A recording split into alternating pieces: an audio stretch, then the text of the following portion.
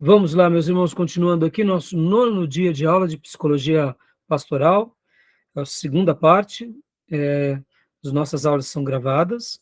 Então, vamos lá, estamos trabalhando aqui no capítulo 5, nós estaremos entrando agora no método de trabalho do Larry Crabb. E eu, particularmente, acho que esses são métodos muito úteis e que, se nós aprendermos essas ferramentas, a gente vai conseguir ter muito êxito naquilo que a gente faz, né? Então, vamos lá. Olha só, leia para nós, pastor Johnny, aqui, ó.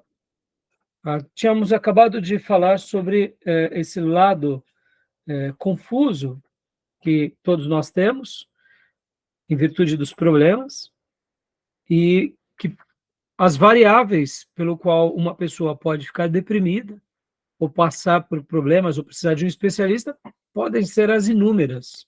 Como eu mencionei há pouco, inclusive o psicanalista Leonardo Silva. Os motivos são os mais variados, não há um padrão. A pessoa pode estar buscando ajuda, o Leandro dos Santos, aliás. A pessoa pode estar buscando ajuda porque está muito bem e não compreende o porquê entrou numa depressão, ou geralmente, na grande maioria das vezes, é porque está passando por problemas, né? Então, agora, leia para nós, pastor Johnny, por favor, ao trabalhar. Deu sim. Ao trabalhar com um cliente deprimido, os conselheiros agirão de acordo com a sua compreensão, qualquer que ela seja, de como as pessoas funcionam, de como e por que os problemas se desenvolvem e de quais soluções podem lançar mão. Olhando para cada situação em termos mais amplos, nós, como conselheiros, seremos guiados por um dos 3 modelos básicos que, ao meu ver, são importantíssimos. Quero dizer, a maioria das centenas de enfoques para compreender as pessoas pode ser agrupada em 3 categorias: o modelo dinâmico, o modelo moral e o modelo afetivo. Ou seja, só um minutinho, pastor, né? Percebam, são muitos enfoques, são muitas percepções. E aí, o que fazer? Aqui a complexidade se torna muito grande. E por isso que eu gostei demais dessa abordagem do nosso irmão e quero que vocês prestem muita atenção. E agora eu vou estar, eu diria, nesses 3 modelos, tentando aplicá-lo de uma forma aonde vai ajudar vocês, e não só ajudar vocês, mas num dado momento em que vocês possam estar ajudando alguém. Então, essas 3 maneiras, é claro, aqui são 3, né, modelos, mas, irmãos, podem existir outros, devem existir outros, e cada especialista vai aplicar aquilo que ele melhor se ajusta. Assim como as pessoas são únicas, ímpares e exclusivas, os terapeutas também, os pastores também. Então, a gente não pode desconsiderar aquele profissional, aquele sacerdote, porque, de repente, ele tem um estilo que não nos agrada muito. Isso faz parte. E é por isso que, assim como há uma quantidade enorme de igrejas para que a gente se ajuste àquela que mais represente o nosso estilo de ser e pensar, assim são a questão dos terapeutas, dos pastores. Vão ter pessoas que vão ajudar demais, serem ajudados demais por um terapeuta, enquanto outras pessoas preferirão outro, porque são linguagens, são estilos, são métodos de trabalho, tá bom? São enfoques diferentes, são profissionais treinados naquilo que ele se sente mais confortável, né? Então, agora a gente vai entrar aqui no primeiro modelo, que é o modelo dinâmico, né? Leia para nós, pastor, por favor. Segundo o modelo dinâmico, as pessoas são controladas por processos internos, em geral chamados de dinâmica da personalidade, dos quais geralmente estão inconscientes. As raízes dessas realidades dinâmicas e a fonte de sua força presente são encontradas no passado, na infância da pessoa. Os psicanalistas falam de reconstrução genética, um termo que descreve seus esforços em compreender como os eventos da infância produziram os sentimentos e atitudes de hoje. Opa, Olha só, dá uma pausa, pastor, por favor. Coisas do passado estão tendo atitudes do hoje. Ou seja, aquele também, segundo esse modelo dinâmico, ele já está dando algumas dicas, os psicanalistas. Logo, é uma linha de trabalho, é uma área, né? O próprio professor psicanalista Leandro dos Santos, ele, nas suas palestras, ele fala uma coisa muito interessante. Ele começou fazendo terapia por causa de um amigo, e depois ele se encantou com isso e o seu terapeuta falou para ele, bom, já que você gostou, por que você não faz faculdade de psicologia? E ele foi fazer psicologia.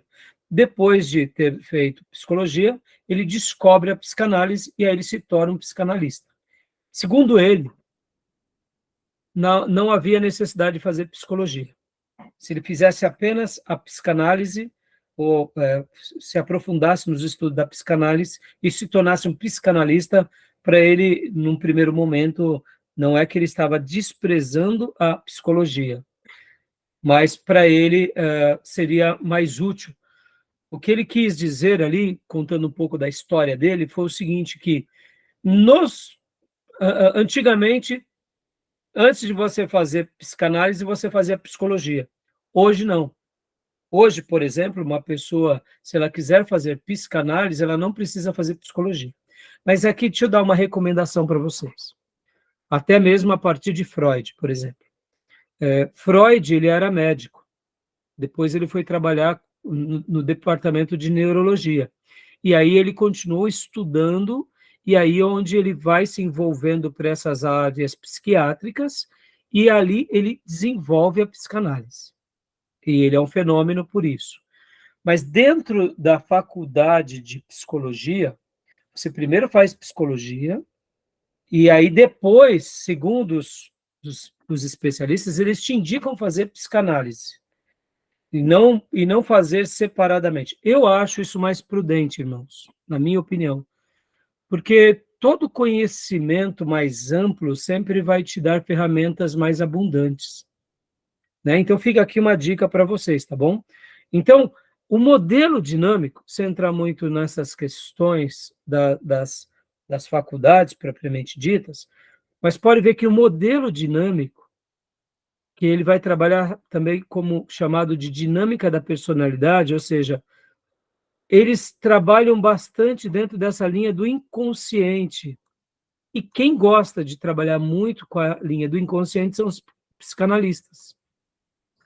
E agora eu queria gastar um tempo aqui com... Não, vamos acabar de ler essa parte, e aí logo na sequência eu quero pegar o modelo aqui do David Meyers, quando a gente fala sobre as terapias, e a gente vai ler um pouco o que o Meyers ensina sobre a psicanálise. Como eu disse, eu trouxe só o suprassumo, porque é um livro muito grande, escrito em letras pequenas, né? Então, e eu trouxe apenas algumas porções e o resumo de cada parte, para que a gente possa estar debatendo aqui na aula. Até aí, tudo bem? Não, eu queria fazer uma pergunta. Dentro desse modelo dinâmico, isso se aplica ao salvo em Cristo? Porque temos aquela questão aqueles que nasceu de novo, a nova criatura as coisas velhas se passaram, essa questão aí que fala, né? Sim. Da infância da pessoa, uma espécie de voltar atrás. Como se aplica, Como aplica, né? Boa pergunta. Isso com o salvo em Cristo. Boa pergunta, Júnior. O modelo dinâmico, como eu disse para vocês, os psicanalistas terão mais recursos para trabalhar nele. Mas agora, aplicando do lado religioso, que é o que nos interessa, que aqui, afinal de contas, é psicologia pastoral, olha só como que parece bobeira, mas é aqui que se abre uma porta perigosíssima para quem?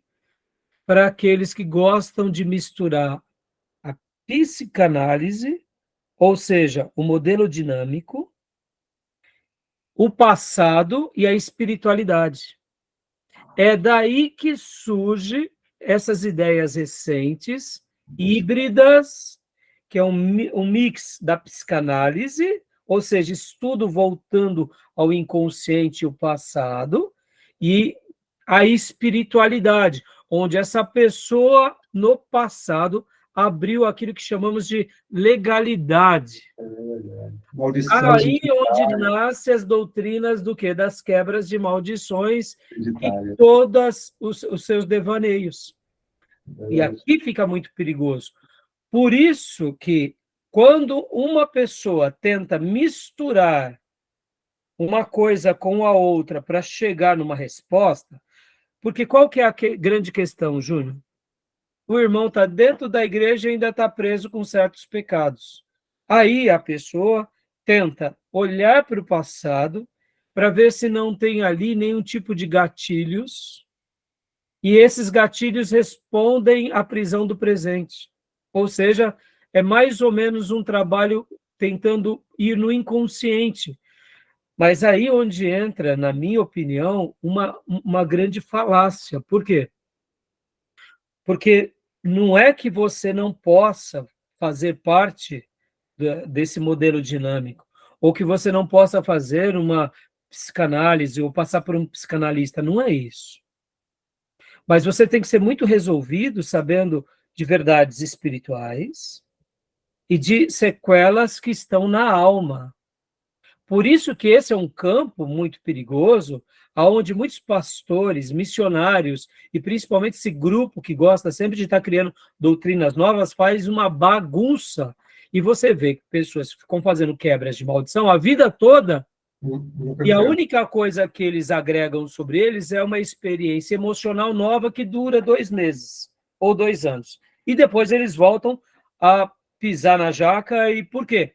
Porque tem a ver muito mais com essa dependência emocional e uma ausência de convicção do que realmente a revelação nos trata, do que questão de quebra de maldição. Pode ver, irmãos, quem fica nesse terreno de quebra de maldição, faz quebra de maldição a vida toda e dá alguns passinhos aqui, outra colar. Então, perceba como isso é perigoso. Quando a gente tenta pegar algo mais da ciência e usar na igreja, dando uma resposta espirituosa. Ao mesmo tempo, a gente começa a trazer com essa questão de, como eu disse, abre aspas, legalidade, fecha aspas. Ora, irmãos, se um dia demos legalidade, e eu particularmente dei muita legalidade, aonde está a ruptura dessa legalidade? Na conversão. Me tornei agora uma nova criatura em Cristo.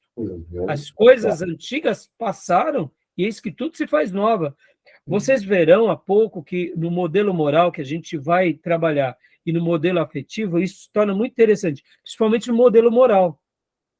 Então, Júnior, sua pergunta foi muito boa e aqui fica uma diretriz. A gente não tem que se aventurar querendo pegar um pedacinho da psicanálise e aplicar na espiritualidade. Porque aí a gente acaba abrindo precedente para quebras de maldições e para essa vida que mais escraviza do que ajuda. Não é querendo falar, meus irmãos, mas aqui quem teve experiências com pessoas e irmãos do movimento G12 sabe disso. Não, porque agora estamos numa nova dimensão, é o tremendo, é emotividade. A maioria das pessoas, do mesmo jeito que passaram pelos encontros, não estou dizendo que elas não possam ser abençoadas ou não darão frutos, não é isso. Deus pode agir por qualquer meio, por qualquer igreja.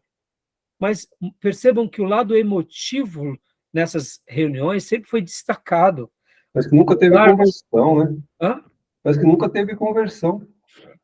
Então, você concorda, Júnior, que é muito fácil chegar para você e dizer que você nunca foi convertido, que a partir de agora você e eu seremos, e que o nosso passado foi uma falácia, que a gente estava crendo, abre aspas, numa doutrina errada, numa igreja errada, e agora estamos na igreja certa? Não é uma pseudo-fuga também?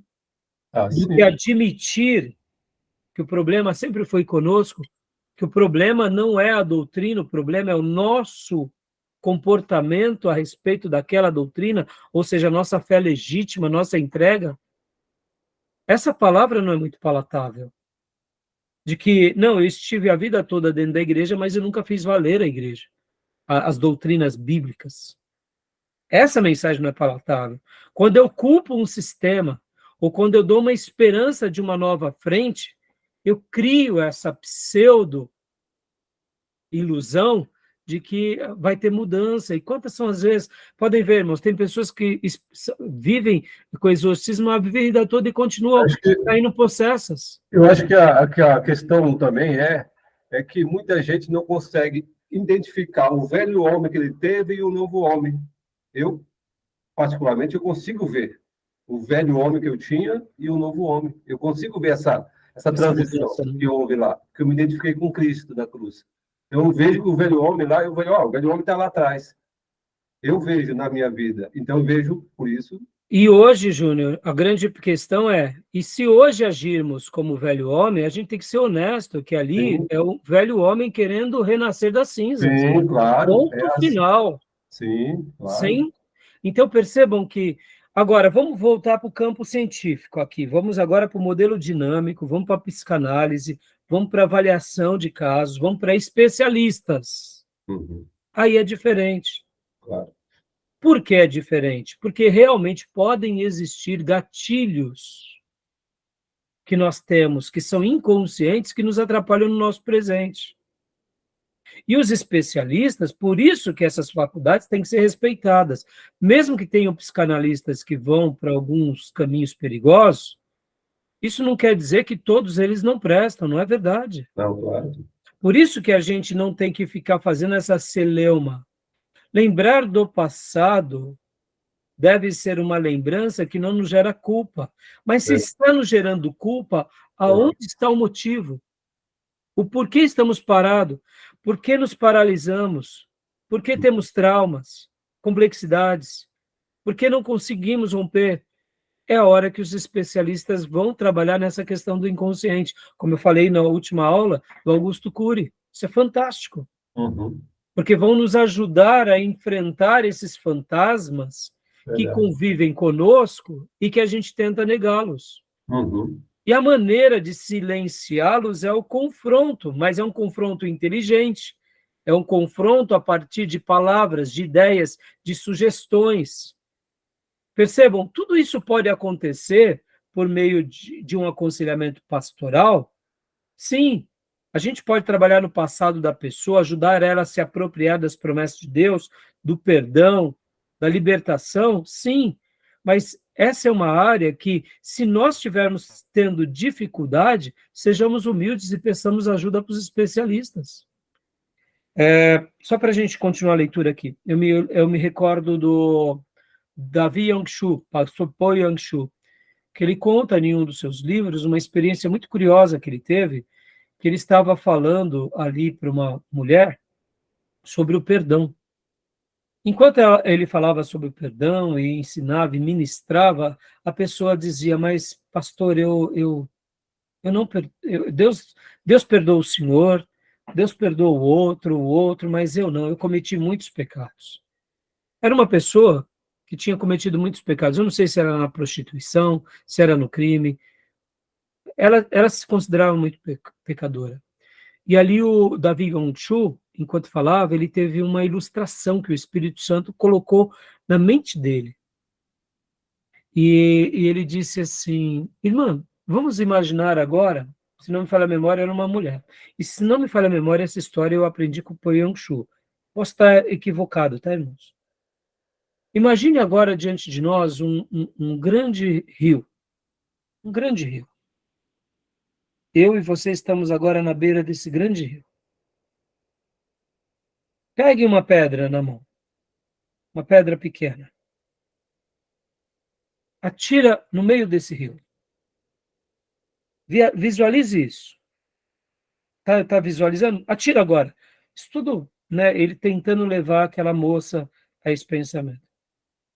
O que você ouviu quando a pedra tocou na água? Eu vi um barulho. Barulho pequeno ou grande? Pequeno. E aonde foi parar a pedra? A pedra desceu até o fundo do rio. Muito bem. Aí ele continuou dizendo, agora você, irmã, pegue uma pedra muito grande e vamos imaginar que essa pedra seja do tamanho do seu pecado. Porque aquela pedrinha, ela foi parar no fundo do rio, não foi? Foi. A irmã está dizendo que a irmã teve muito pecado, não foi? Foi. Tá bom, então pega essa pedra. Pega essa pedra. O tamanho que ela é. Falar, pastor, é muito grande. Tá bom, pega. Imagina agora que você pudesse pegar essa pedra e fazer o mesmo processo. Com a sua força, jogá-la no meio do rio. Então vamos lá. Imagina que você pode, tá? Joga essa pedra. Joga, jogou. Houve um barulho quando caiu no rio? Houve. Pequeno ou grande? Muito grande. Sacudiu as águas? Sacudiu as águas. Mas onde essa pedra está agora? Está no fundo do rio. Assim somos nós diante de Deus, quando entregamos a nossa vida a Jesus e recebemos dele o perdão. As pedras não ficam sobre o rio, elas afundam. Aí aquela moça entendeu o perdão, foi liberta da culpa. Perceba, foi uma analogia do modelo dinâmico? Foi.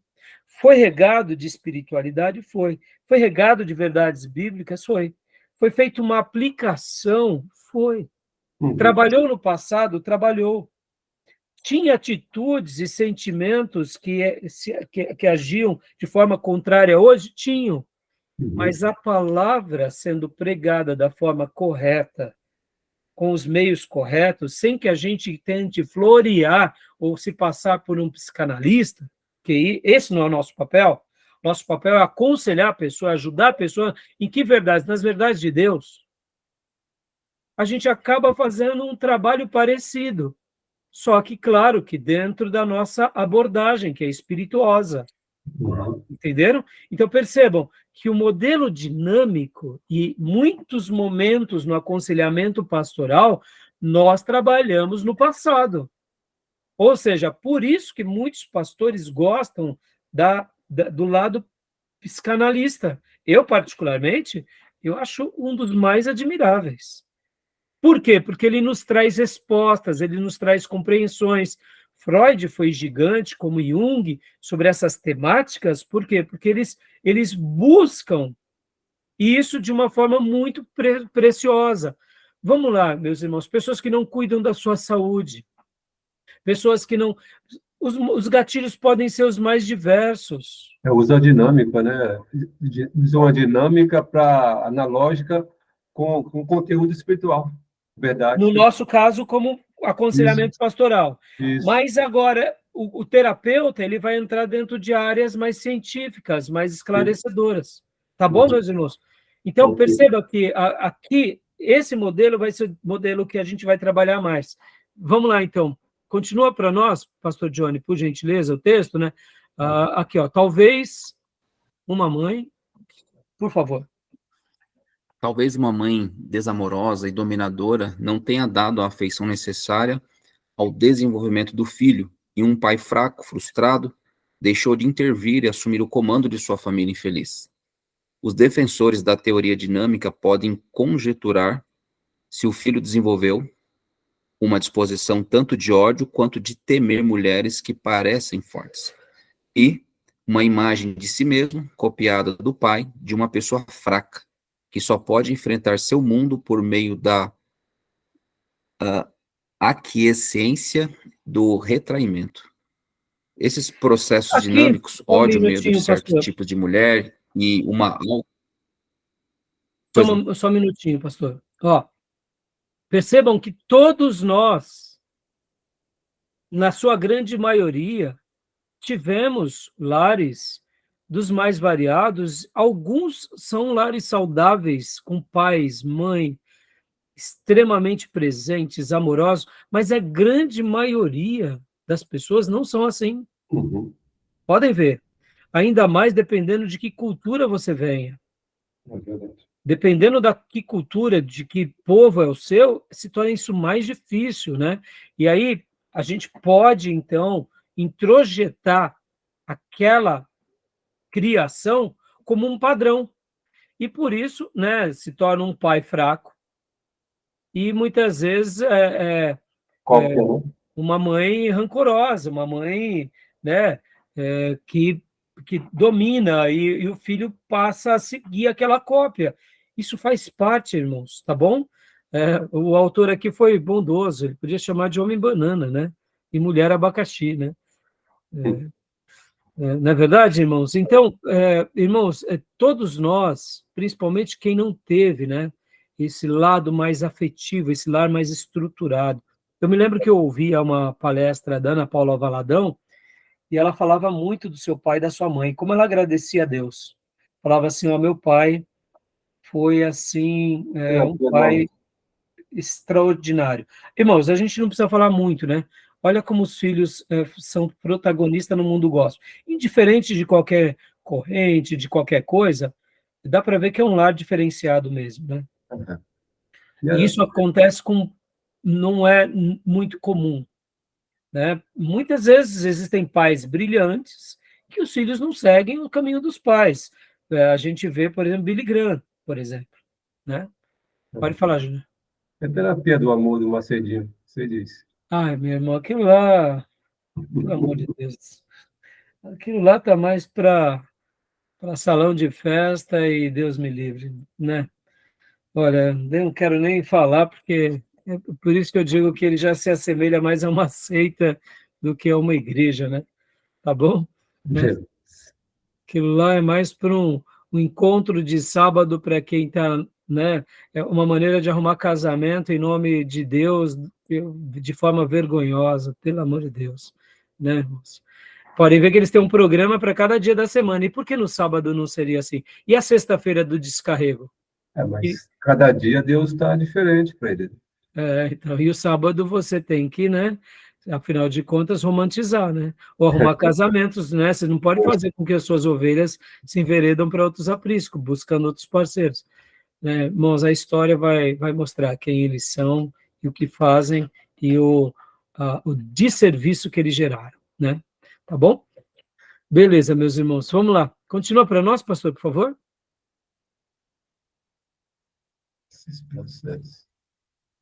Esses processos dinâmicos, ódio, medo de certo tipo de mulher e uma autoimagem medíocre, representam o dano causado na infância, que está por trás dos problemas atuais e que, portanto, precisa ser corrigido.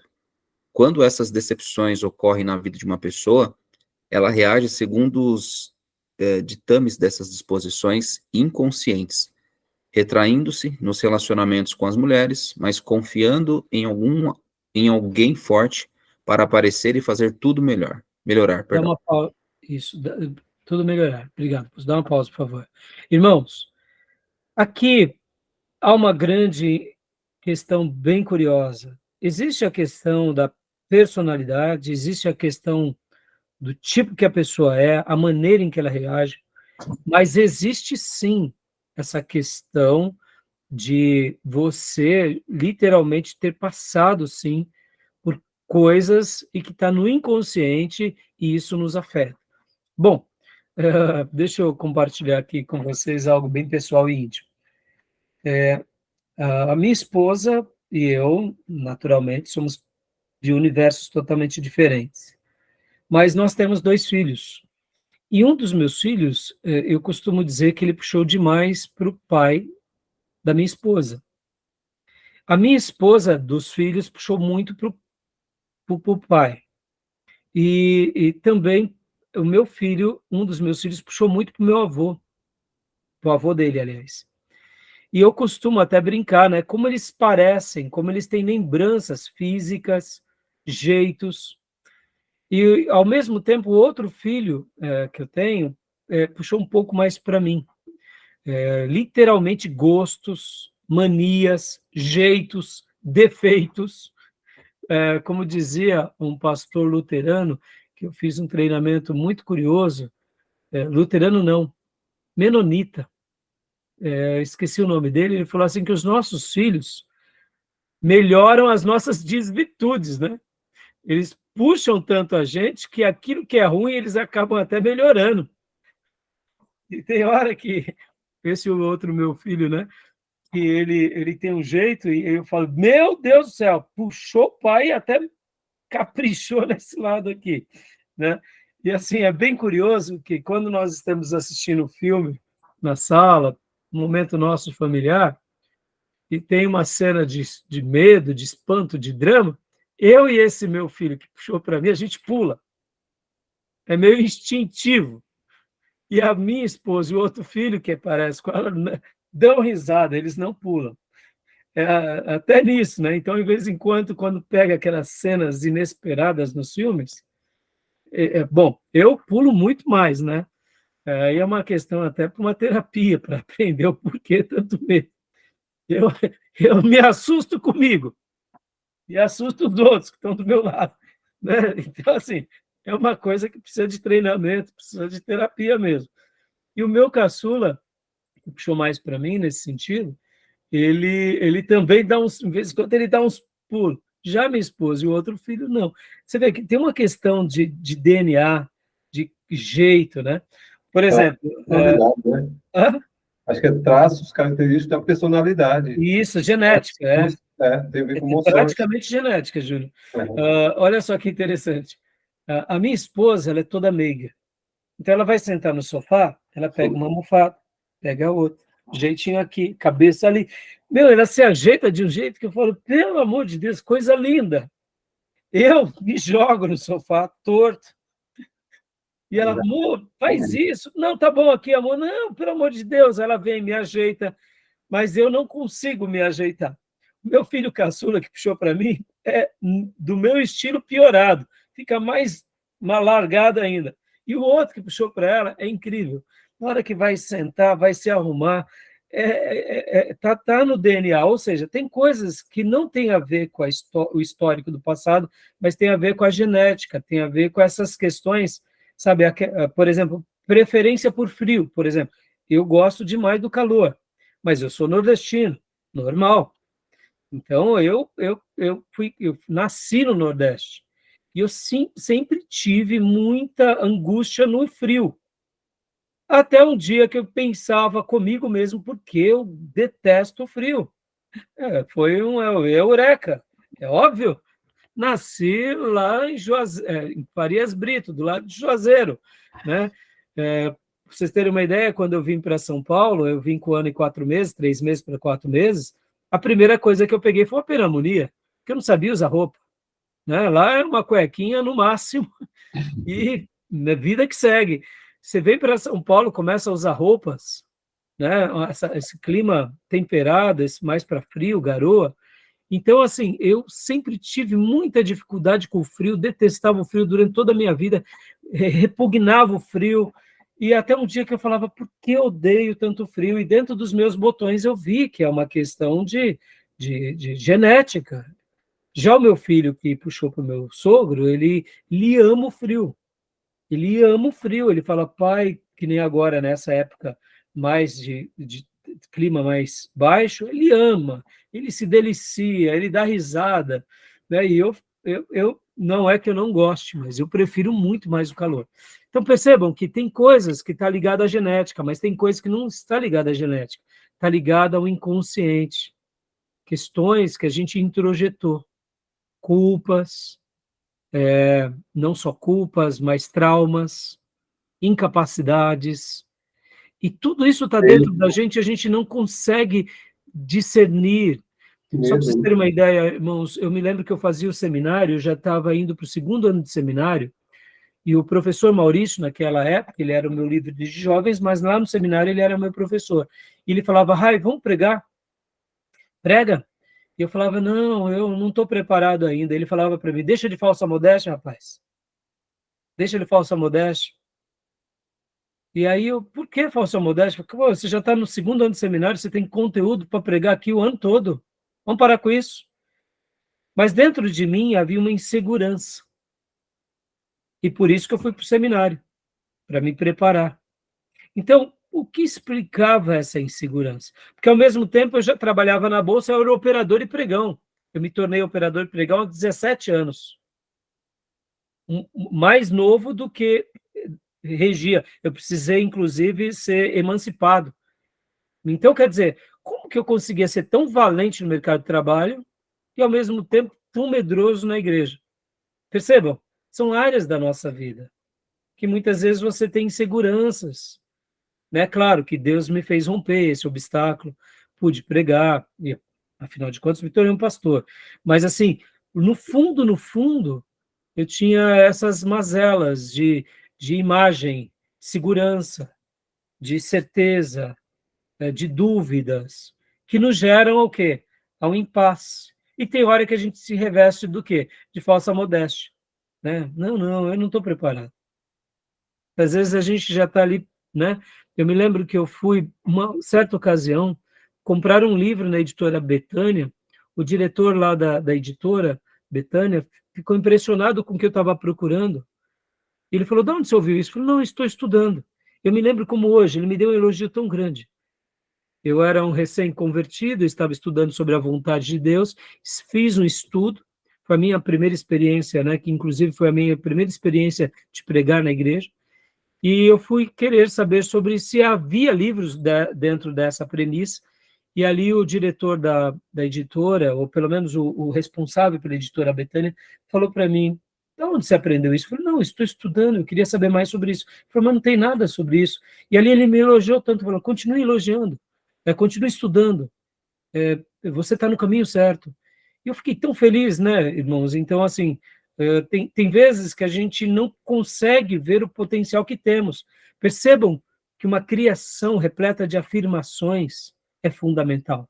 Falar palavras bonitas, palavras boas para os filhos, para aqueles que estão ao nosso redor, é muito importante. É claro, corrigirmos é importante, mas sabermos fechar a correção de uma forma adequada. Sabe aquela ideia também tosca de que palavras, se você disse uma palavra errada, a pessoa vai introjetar e por isso que ela está vivendo aquela mediocridade? Não vamos para os extremos, viu, irmão? Porque muitas vezes a gente acaba também, assim como a quebra de maldições é uma tolice no nosso meio, passar a acreditar que qualquer palavra que a gente fala, a pessoa vai introjetar e vai trazer maldição, também é uma tolice, viu, irmãos? Porque eu já cansei de dizer para irmãos que eles iam ficar milionários e não ficaram. Na hora que eu dei uma palavra mais dura, eles aceitam. Percebam, por que não ficaram milionários? Por que não ficaram mais inteligentes? Relativo, né? Hã? É muito relativo isso aí. Entendeu? Então, agora é claro, a gente não pode também, nas nossas relações de amor, estar sempre pesando, sendo negativo, porque realmente a gente está moldando a outra pessoa e estamos formando a personalidade dela a partir daquilo que a gente fala aí, principalmente crianças precisam ser afirmadas, Verdade. jovens, Verdade. né? E adultos também precisam ser afirmados, nós precisamos, né? Quem é que não gosta de um bom elogio? Não é verdade? Tá bom? Então, O Augusto Cury fala um pouco disso, né, no Flow, a respeito da gente falar para os nossos filhos quão importantes eles são para nós, elogiá-los e tudo mais. Sim, e isso é importante para a vida, né, Gil? Mas, ao mesmo tempo, a gente também tem que tomar cuidado com essa dinâmica, eu diria, doentia, né? Que só fica falando florzinha, coisa boazinha, e, ao mesmo tempo, inclusive, deixa eu até fazer um comentário aqui que eu anotei, é o seguinte, no Velho Testamento tinha a figura do falso profeta. E o que o falso profeta fazia? O falso profeta trabalhava onde? Ele trabalhava em cima das vontades das pessoas.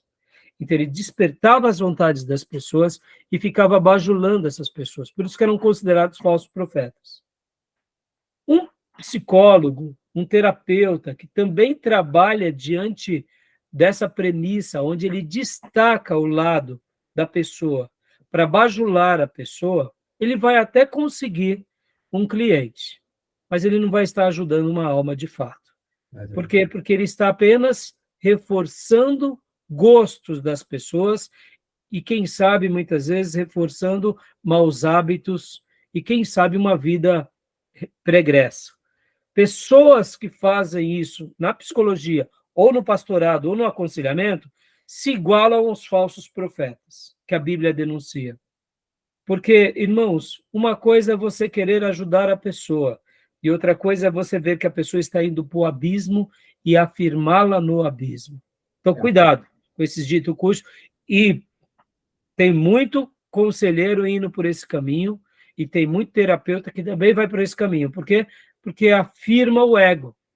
Né? Isso é perigoso, tá bom? Uma pessoa mimada, então, você vai começar a bajular e vai piorar a vida. Ele vai Exatamente, né? Exatamente. Então, pastor, onde estávamos aqui? Na mente, leia para nós mais essas outras porções, por favor? Pois não. Na mente de muitos conselheiros que usam o modelo dinâmico, este conjunto de processos... Pastor?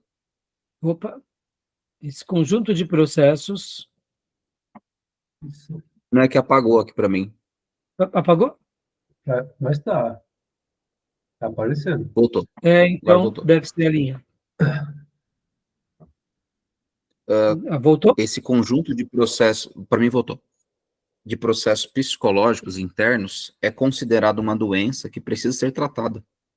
O cliente é visto basicamente como a vítima de maus pais, alguém que precisa de extensa terapia direcionada à revelação e reordenação da estrutura da personalidade. Sempre que o cliente parece incapaz de mudar seu estilo de relacionamento no presente, presume-se que ele ainda não foi liberto das compulsões internas. É preciso mais percepção, daí a continuidade da terapia.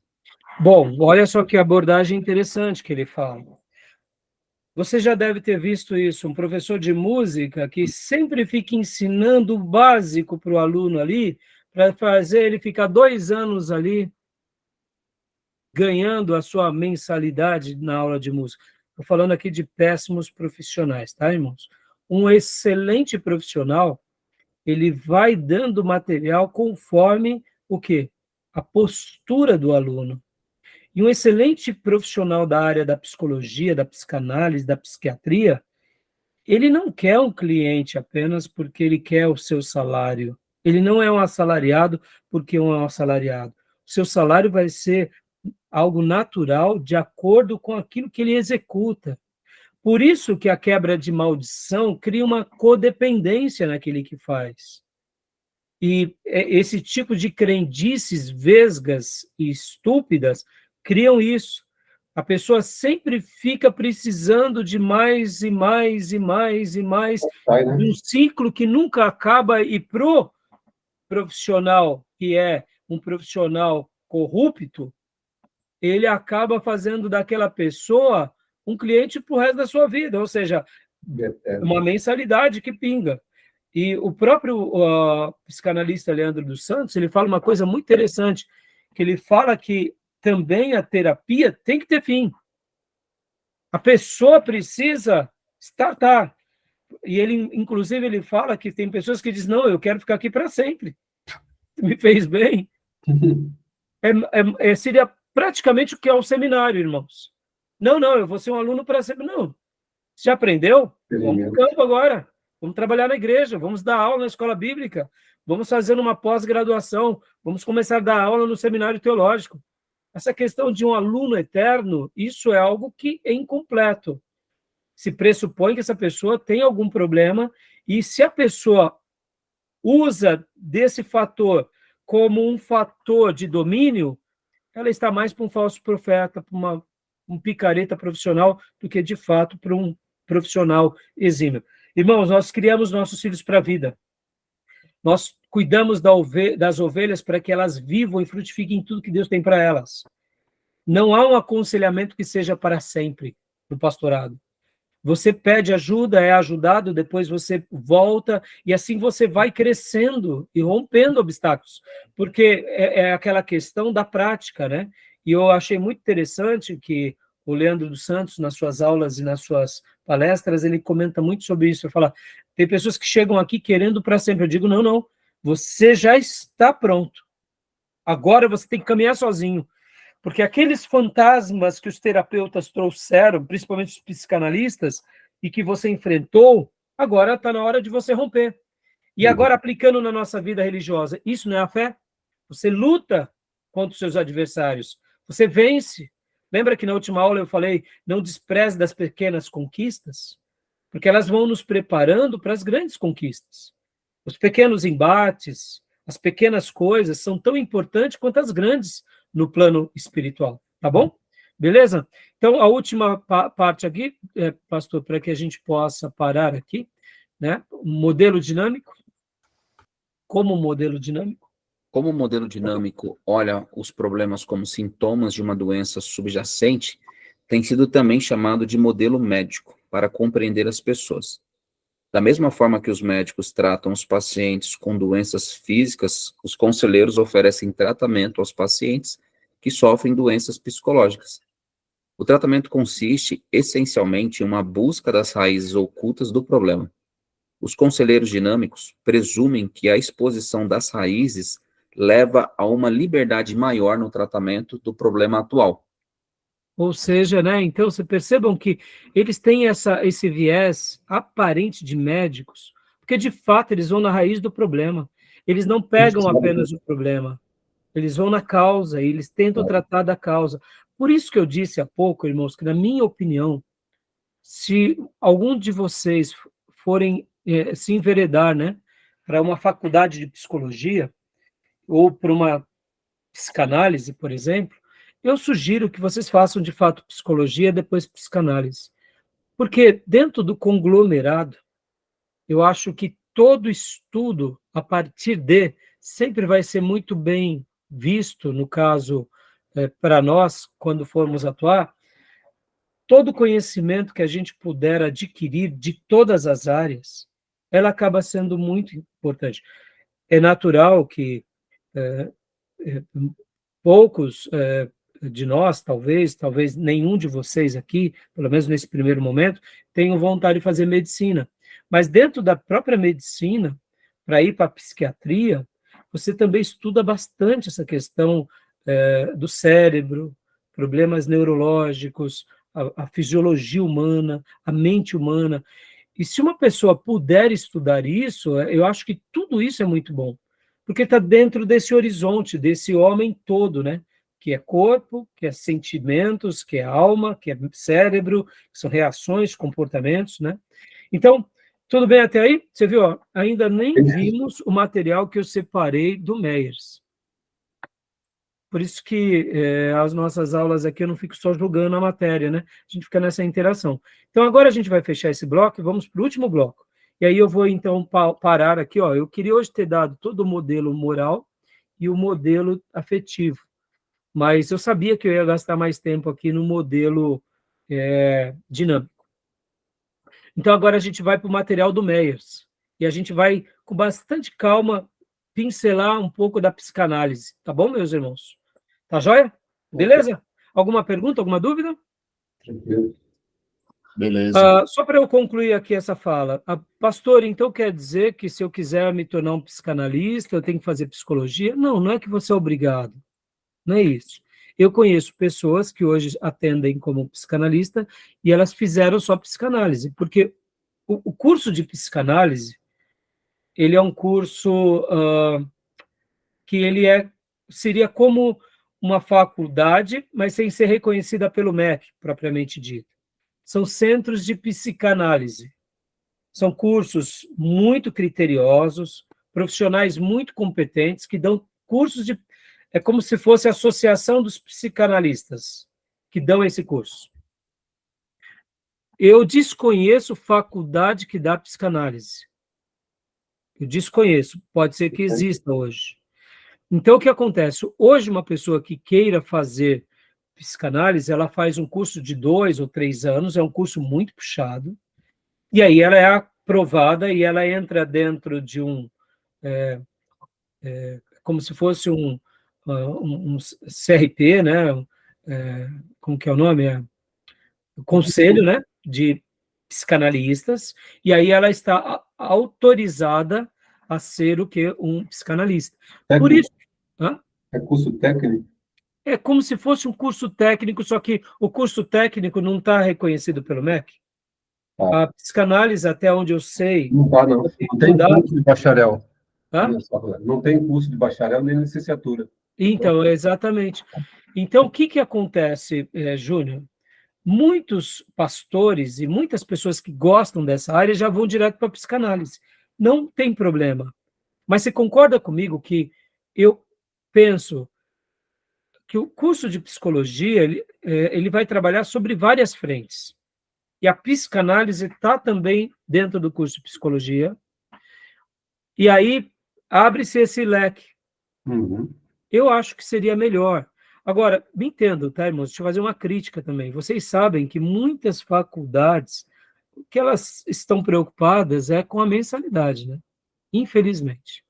Elas não estão preocupadas de formar bons profissionais apenas. Elas querem ali garimpar diante dos seus alunos. Então, por isso que muitos, talvez psicanalistas, eles acabam fazendo essa indicação de não perder tempo lá numa faculdade. Porque, como tudo, vocês sabem, tem excelentes faculdades e péssimas faculdades, né? Então, assim, como é um campo bem abrangente, então fica um pouco difícil para a gente fazer aqui uma avaliação. Por isso que a minha recomendação é faça psicologia e depois faça psicanálise.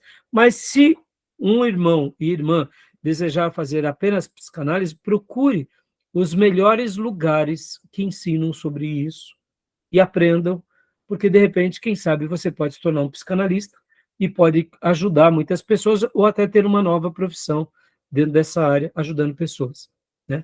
Que é muito bem visto. O próprio Leandro dos Santos, ele fez psicologia e ele mesmo recomenda a fazer direto psicanálise, na opinião dele.